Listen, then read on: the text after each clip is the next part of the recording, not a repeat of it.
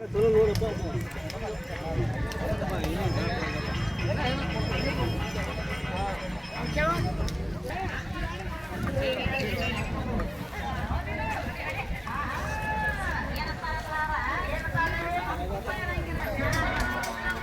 ಅಣ್ಣ.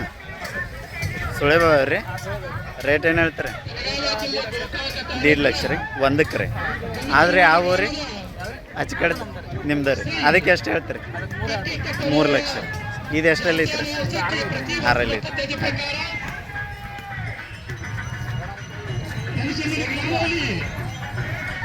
ಇಲ್ಲಿ ನಿಲ್ರಿ, ನೀವು ನಿಲ್ರಿ.